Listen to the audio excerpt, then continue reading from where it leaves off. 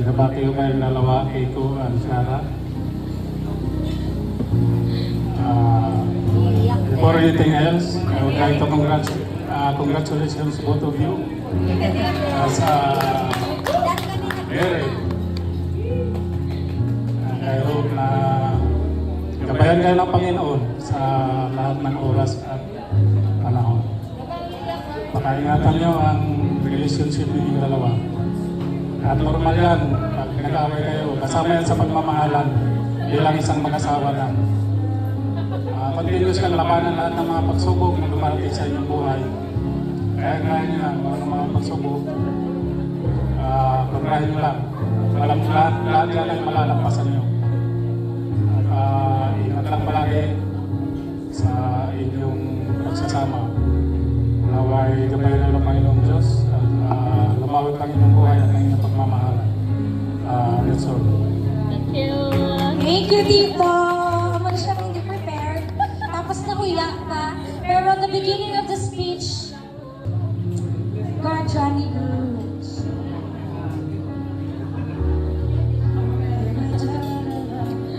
By the way, sa tanong lang kita kay Miss Jocelyn, ang mga gifts na ko na pwede natin ibutang sa likod sa brown table.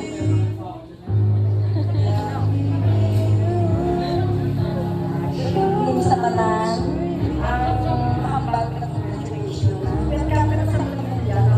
Pero sinabi ko, kakalakan yung stripta ako. Tama ako kay stripta, pero si Kiko, hindi ka nagkaroon mag-ano kay kabuot sa iya. Halin sa kamay niya, ako nadaan sa iya, nagmabuot na. Wala na sang ano, sa bisyo. Ang bisyo na yung L. Ay, si Odita. Ang walang bisyo na. Pero sa mga ano, mabuot na may sinano na. Dahil lahat ko, strict ako. Yan eh. Gamay ko nga hambal na bago. Yan eh. Thank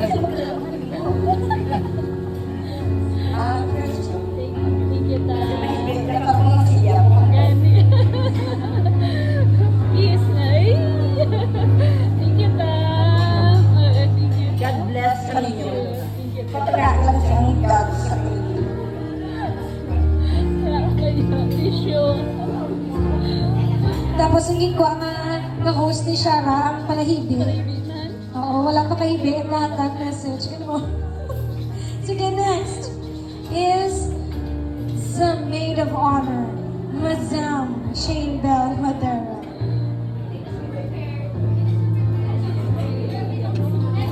Next, the best man, ha?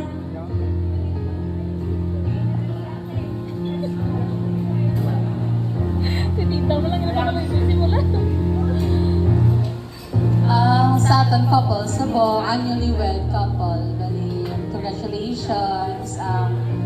Nakita ko gid ang mga na-witness ko gid ang inagyan sa duhangan ni halin sa high school days nila, dangat sa naging amo na ni sila sa buong nagpakasal. So, dito gid ko throughout ang journey nila nga duhano. So, thankful lang gid ko sa Ginoo kay nakontragi ko ni daan kay Shara before na kung hindi ka na lang mga asawa, total may bata ka naman pala, so hindi na natin ang kanya may tatay. Ado, okay na lang na kami bata ka naman. So, pero sa may something na nagkabalikan, gali sila, no? So, bago, either, hindi ka mga asawa, or si Kiko lang liwat ang imo nga pangasawa, no? So, kaya ba ko hindi ko ya gusto sang like si kasasakit lupas bala nga yung stepfather siya ang kuan niya bala. So, do mo ginang grabe nga conviction ko para kay Shara. So, man na siya daan ang why ko kamaan kung sa sanon nag-umpisa kay ang personality ni Shara daan before is ang dumawyaon, secretive, ko kamaan, nag-abot lang sa time na naging sister and best of friend ko gini siya, si Shara. So, people man ko ang nagato man siya kay Kiko, balang kay actually kung may mga bisyo-bisyo ni si Kiko, makontragi ko yan. Makontragi ko, hindi ko yung magsagot nga like ski o baby bisyo tapos pangasawa niya makakontragi. Kontrabida nga ate. Pero syempre as a Christian, daw ang syempre ang paniwalaan manamon bala is syempre ang bala na isang iba, bala na rin Shara. Pero ano gida, ang acceptable wala issues dito. So ano gida, kag nami ang personality ni Kiko kay sakto gito bali kita niya sa guardian niya nga buot di man si Kiko. Tapos ano man na ang may humor, lango-lango man siya.